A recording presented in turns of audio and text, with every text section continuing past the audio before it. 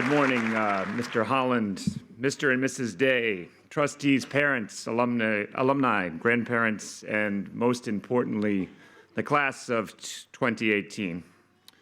It's an honor and a privilege to introduce this morning's speaker, Master Teacher William Wim Hart. Mr. Hart is a graduate of New England College. He earned his master's degree at the Breadloaf School of English. He is an avid reader and wordsmith whose writing has been published in the periodicals Collector's Choice Music and Independent School Magazine. As mentioned already, Mr. Hart has dedicated the last 41 years of his life teaching English, coaching alpine skiing and tennis. He has advised students and presided over the procedures in the dining hall and in our biannual spelling bees. As you may have noticed in the program, he is affectionately known as the Dean of Rock and Roll. He is a founding member and bassist in the school rock band Grades and Comments. Importantly, that is one example of how he shares his passions with the students and with the faculty. In each area where Mr. Hart has involved himself, he has set the rhythm and developed character and established the norms that serve as catalysts in the formation of polite young men. Indications of his influence among students include his induction as an honorary alumnus as a member of the class of 2008 and receiving the Blaze Yearbook dedication not once, but twice. His impact on faculty members is far, far reaching. The dedication of the William Wim Hart Faculty Room last June symbolizes his extraordinary service, mentoring, and friendship. In September, Mr. Hart opened the school year with a keynote address in chapel where he reminded us that it's far better to know and not need than it is to need and not know. It's fitting that his remarks will close our year. Please join me in welcoming the eponymous Mr. Hart.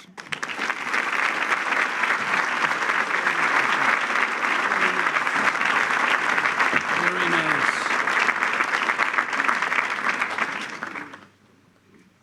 Thank you. Mr. Day asked me if I would be willing to give the graduating class a piece of advice.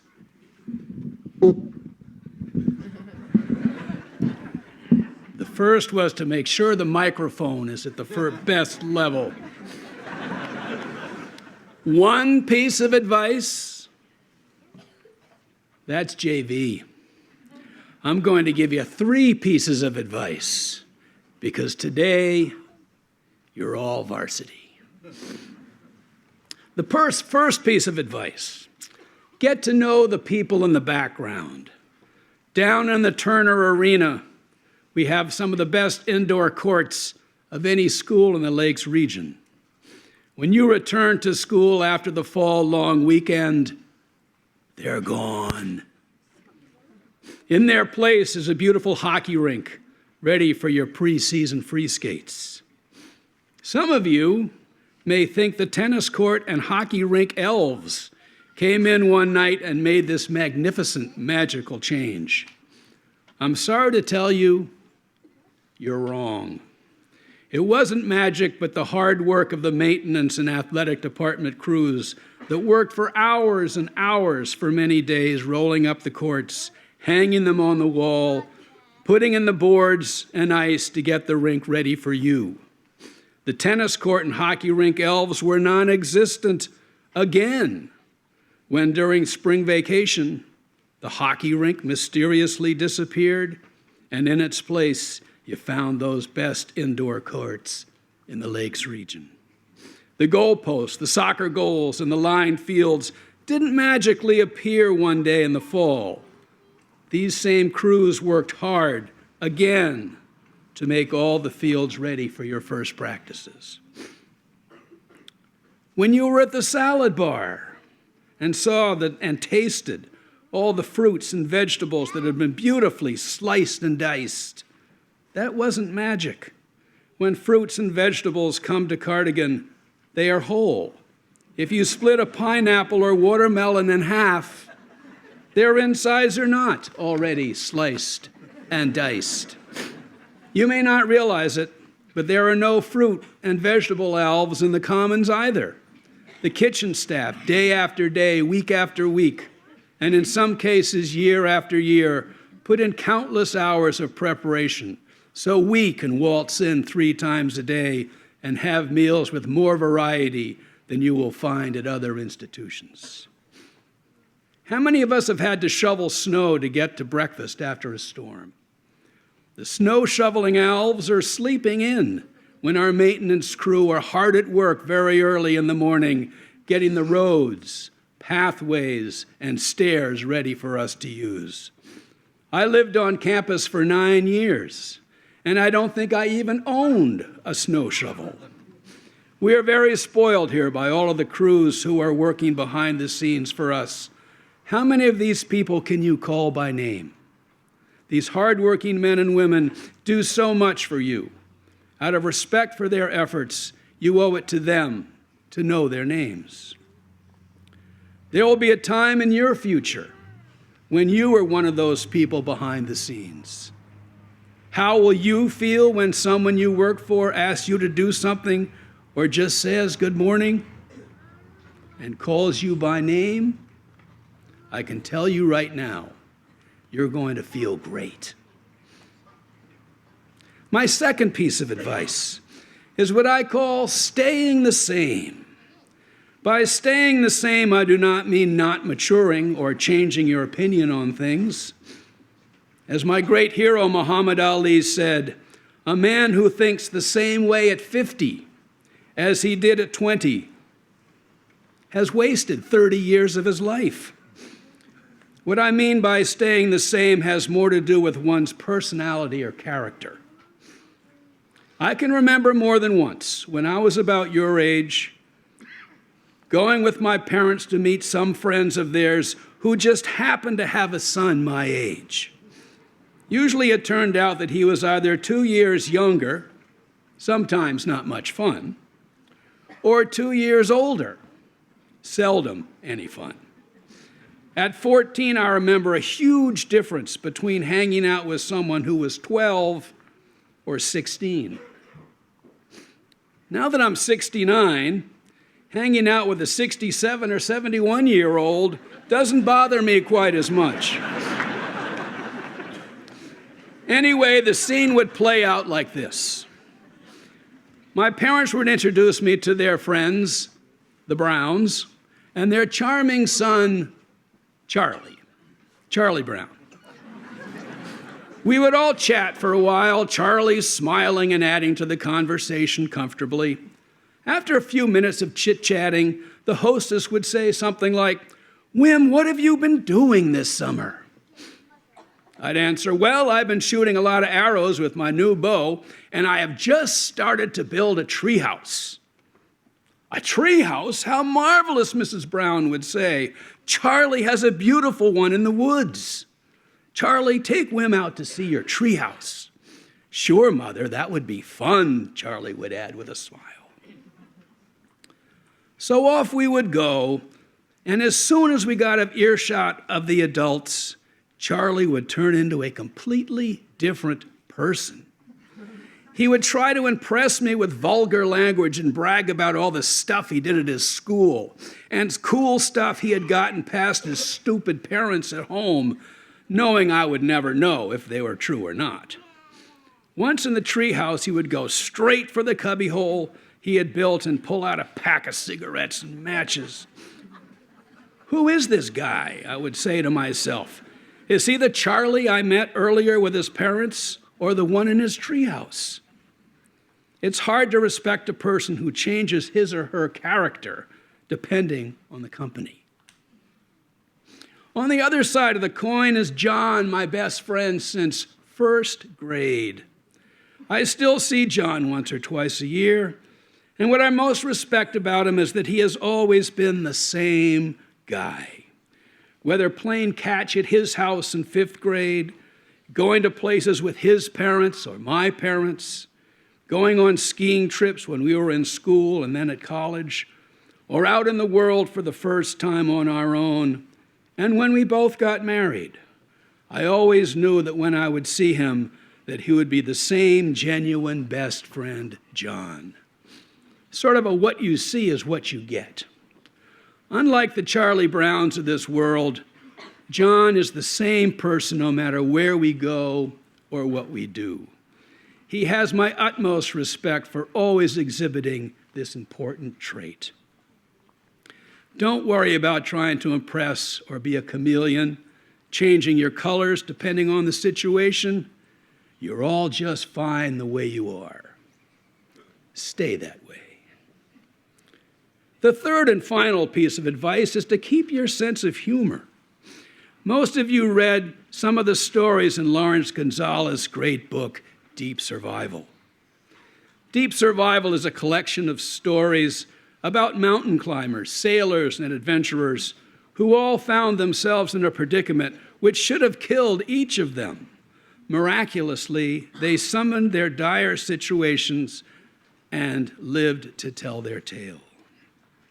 As Gonzalez studied these many adventures for his book, he came up with a list of 12 actions each of the people displayed, which helped them cheat death.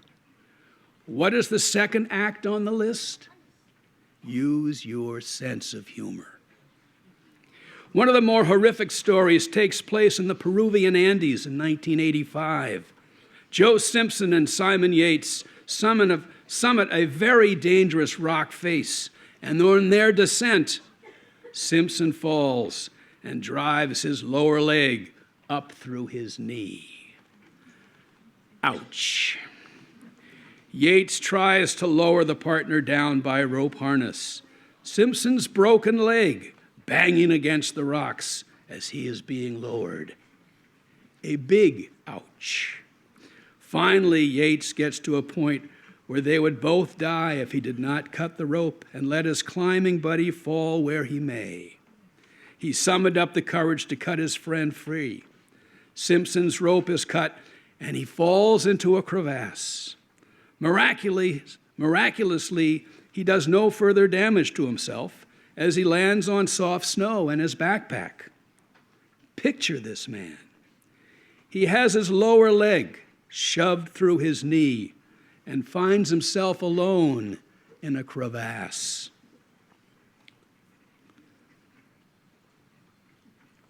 What is the first thing he does? He laughs. One of the 12 things the author tells us all survivors do. And I quote him, "To laugh at your own misfortune, we must be willing to play the fool. It keeps us from taking ourselves too seriously. It keeps us humble and clear-headed." Simpson, with his broken leg and clear mind, makes it out of the crevasse and limps to safety, keeping his sense of humor, which kept him alive. Another book many of you read is the magnificent collection of short stories, The Things They Carried by Tim O'Brien, the subject matter being his deployment during the Vietnam War. One of the favorite scenes in my classes was in the story Lives of the Dead. One of the soldiers, Ted Lavender, copes with horrible war experiences by taking tranquilizers every morning, each day becoming very mellow for Ted. Whenever one of his platoon mates would ask him how the war was going, he would just answer, "Mellow, man, a nice mellow war today." One day, while Ted is returning from the bush after relieving himself, he is shot in the head and killed by a North Vietnamese sniper. Losing their friend causes great grief for the other soldiers in his platoon. They never mention Ted being shot in the head, but instead resort to a bit of humor, saying, "Good old Ted, he was zapped while zipping." Long after his body has been airlifted away, from time to time one of the men would be thinking of his lost friend, and out of the blue just blurt out, "Ted, how's the war today?" And another voice would answer, "Mellow, man, a nice mellow war today." This short exchange put a smile on their faces. A bit of humor is what helped these men cope with all of the death around them. Like the adventurers in Deep Survival, the soldiers in O'Brien's stories find humor a very powerful and necessary attribute.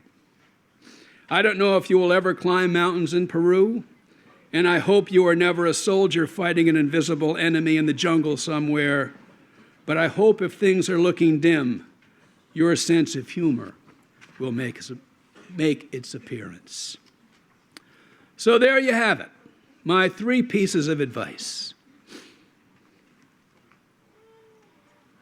I feel as if I need a trumpet to play a fanfare to herald in my punchline. I don't see any trumpets.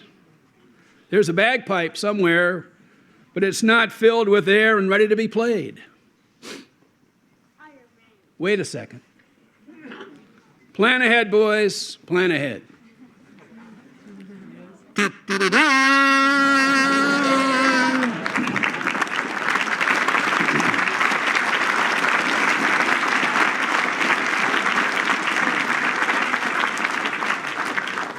Here is the punchline. When you are at Great St. Grottlesex next year, and then when you are at college somewhere, and when you come back to teach at Cardigan, and when you're busy being the best dads on the planet, and then the best granddads on the planet, do 3 things. Get to know the people behind the scenes, always stay the same, and what may be the most important, keep and use your sense of humor. And now it's time to present your diplomas.